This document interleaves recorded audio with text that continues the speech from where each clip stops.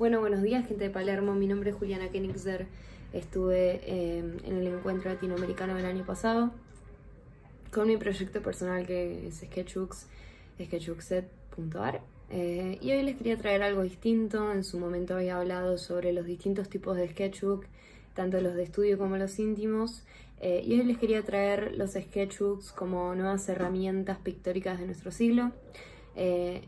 Para esta instancia quería mostrarles un recorrido medio que cronológico sobre los sketchbooks y por qué retomaron tanta importancia en la actualidad.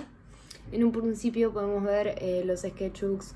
de Leonardo da Vinci, que marcaron una diferencia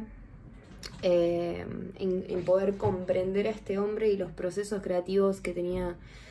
dentro y cómo llegaba a sus conclusiones y a sus hallazgos y a sus grandes creaciones a través del proceso creativo, de la ilustración y de la documentación de los distintos procesos científicos que él tenía, como muchos de sus códices que podemos ver que datan de 1478. Como por ejemplo el códice Lannister, el Hammer y el Atlántico, que yo considero que son sketchbooks del tipo de estudio porque tienen que ver con la expresión, tienen que ver con la creatividad a la hora de resolver una problemática que se encontraba en la realidad,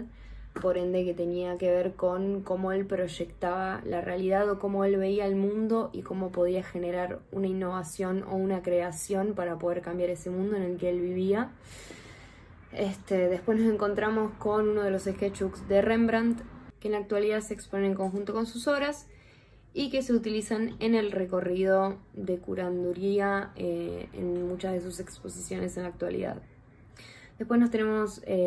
por ejemplo, uno de los sketchbooks que también marcaron la diferencia, que para mí también tienen que ver con un tipo de estudio, tiene que ver con el sketchbook de Goya de 1774. Muchas de las obras expuestas en la actualidad tienen que ver con los dibujos y los sketches que tiene este cuadernillo, que tienen que ver como un tipo de documentación de la sociedad en la que él vivía y en todos aquellos puntos en los que se encontraba en desacuerdo con los distintos valores que estaban en la sociedad. Y también, retomando un poco el de Rembrandt, tiene que ver con la utilidad del sketchbook como una herramienta para poder llegar a la obra final. O sea, para este entonces y para los comienzos del sketchbook era simplemente una herramienta para uno poder alcanzar un objetivo pictórico o un objetivo de creación e innovación, como era en el caso de Leonardo da Vinci. Entonces nos encontramos con sketchbooks de este tipo, que lo llamó de estudio porque tienen que ver con una construcción y con una meta a un objetivo final, que era encontrar, por ejemplo, el ángulo perfecto de cómo se iban a posicionar los personajes que iban a involucrar la obra final a pedido que tenían estos artistas o las distintas materialidades que iban a utilizar. Y comenzó siendo el sketchbook como un libro de bocetos. Y este libro de bocetos incluía también la diagramación del cuadro, la logística, cómo iban a llevar a cabo sus proyectos, y era más que nada un lugar donde podían volcar esa idea y ese proceso creativo que de a poco empezó a tomar forma y empezó a involucrarse en lo que son los recorridos en las distintas exposiciones que podemos encontrar en la actualidad. Lo que me pregunto es por qué empezaron a tomar tanta fuerza los sketchbooks en las exposiciones. A mi parecer y en mi criterio tiene que ver porque tanto la psicología como la neurociencia avanzó un montón y se empezaron a poder explicar ciertas conductas o ciertos procesos creativos en los que en su momento se consideraba que para ser creativo uno tenía que estar un poco loco, que para ser un genio uno tenía que estar un poco loco o mínimo tener 1 o 2 trastornos. Entonces, cuando nosotros veíamos estos grandes artistas, nos poníamos a pensar, ¿cómo hace esto? ¿Cómo puede alguien llegar a hacer esta cosa tan perfecta, tan casi divina, que tiene que ver con nada, algo tan perfecto como sería, por ejemplo, La Última Cena de Leonardo? Entonces, el fandom, medio que el fanatismo y medio que estas ganas de aquellos de yo podré hacer esto, y la competitividad que empezó a generar en la industria del arte con la comercialización y todo, era como yo quiero hacer algo distintivo, cómo hizo esta persona para hacer esto tan distintivo, y la manera que encontraron de intentar alcanzar una respuesta era a través de estos sketchbooks, ¿no? De poder ver hoja por hoja de cómo llegó a este resultado final. En realidad los sketchbooks expresan hasta ahora una metodología de trabajo, y para eso era la función en su momento de los libros de artista, de los sketchbooks o libros de bocetos. Después apareció un poco más la curiosidad de,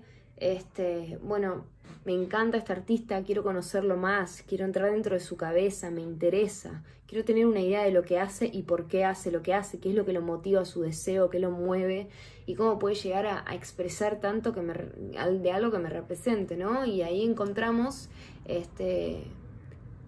que además del sketchbook de estudio que acompañaba estos descubrimientos, o estas grandes obras pensadas y planeadas, nos encontramos con sketchbooks de artistas que simplemente lo utilizaban para expresarse. Como por ejemplo el sketchbook de Van Gogh, que salió en una publicación a la venta en el 2016 recién. O sea que hace poco, pero bueno, ya desde las cartas de Van Gogh y anteriores publicaciones de Van Gogh, el suicidado por la sociedad, muchos nos empezamos a interesar desde el lado de la salud mental que lleva a este artista a tener cierta patología en la vista, que vea los colores de tal manera o cierta distorsión de la realidad. Al punto que ya en el 2016 recaudaron directamente todo lo que serían los bocetos, no solamente lo que son las cartas que le enviaba a su hermano, como por ejemplo la publicación de las cartas de Teo, sino también los bocetos de la construcción, desde la emoción a la obra final. Después aparecieron distintos sketchbooks que se acompañaron en una muestra. Yo tuve, por ejemplo, la gran chance de poder ir a una muestra de Egon Schiele donde se acompañaba el sketchbook datado de 1904, perdón. Y era muy... el sketchbook empezó a acompañar muy bien esta obra serial de estos distintos artistas por el hecho de que uno podía comprender un poco más, por ejemplo en el caso de Egon Schiele, cómo estos cuerpos medio que deformes, de ángulos extraños, empezó a ser un objeto de estudio para él, y tomaba estos cuerpos y medio que los deformaba a propósito, ya teniendo en cuenta la anatomía. Entonces uno ve eso y entiende mejor en contexto lo que es la obra, ya que podemos ver qué sucedía en el contexto de su propia realización de la obra final. Tanto el sketchbook podemos ver una evolución cronológica tanto en los sketchbooks de Da Vinci, de Rembrandt y de Goya, a los sketchbooks de Egon Schiele, Vincent van Gogh, y ahora uno muy particular que marca mucho la diferencia del que vamos a hablar, de Alas Rotas, Frida Kahlo, que se ve como desde el sketchbook del tipo de estudio que quería representar el mundo y la sociedad y las maneras de realizar las distintas obras finales, nos encontramos con sketchbooks más del tipo íntimo que tienen que ver con lo que sucedía en el proceso creativo. Ya tomando a Friducha en Alas Rotas, que la publicación de Alas Rotas hizo en 1995, podemos ver más el mundo interno de ella y el mundo emocional de ella. Entonces medio como que el sketchbook se empezó a popularizar desde el lado íntimo ya por lo que sería el fandom, digamos, el fanatismo hacia cierto artista y poder siquiera crear o representar o entenderlo un poco mejor para poder o reversionar una obra de él o inspirarnos a partir de él. Entonces, a partir de este siglo, los sketchbooks empezaron a tener un lugar en las librerías y un lugar en los museos que antes en su momento no estaban. ¿Qué pasa? Hoy en día no solamente está en las librerías los sketchbooks de Frida o de Goya o de Vincent, sino también los sketchbooks de distintos artistas contemporáneos, como por ejemplo Gabinete de Curiosidades de Guillermo del Toro. El último que salió fue del artista que hizo la tapa de Radiohead, que se llama Stanley Danhood, que es el que hace todo el proceso creativo de la parte artística, de cómo se comunica la banda Radiohead. Lo sacó hace poco, lo está vendiendo como si fuera una única pieza, así como una obra de arte sin reproducciones.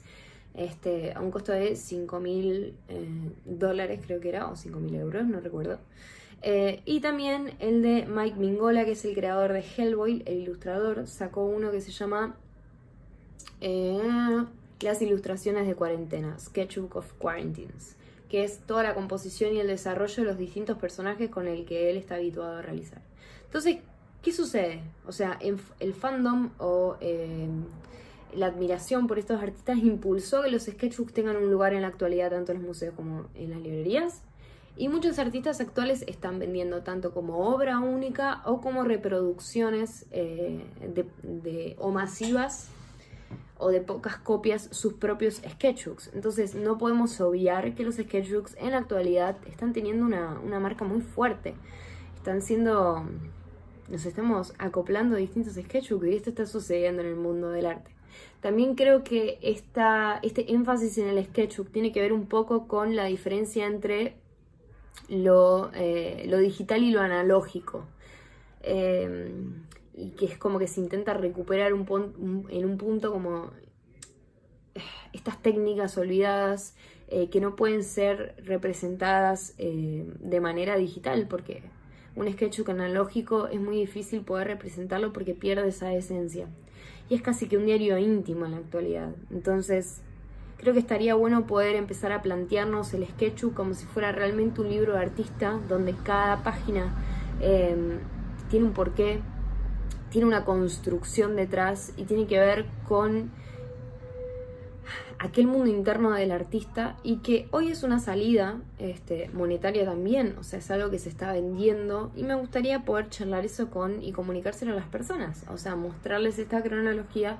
en el encuentro y decir, che, loco, se puede vender un sketchbook, realmente se puede vender un sketchbook. Es como la nueva obra pictórica del siglo actual. Así que un poco con esas cositas tiene que ver la presentación que me gustaría realizar en el encuentro de este año, ya teniendo un poco más de base de investigación y de estos antecedentes, para que la gente se anime a hacer sketchbooks y lo pueda ver como una obra pictórica completa, puesto que está teniendo esa tendencia. Así que espero que les guste esta información que les traigo. Soy fanática de los sketchbooks, así que tengo un largo recorrido como para informar, y también me gustaría poder presentar con imágenes. El año pasado no se pudo, no sé si en este año podrá suceder, pero quería hablar un poco de por qué nace el interés del sketchbook en este siglo, por qué se mantiene firme y con más fuerza todavía, y cómo es que se puede comercializar o cotizar un sketchbook para aquellos que estén interesados en la parte analógica del arte. Así que muchísimas gracias, esta fue mi ponencia y espero poder estar este año con ustedes. Hasta luego.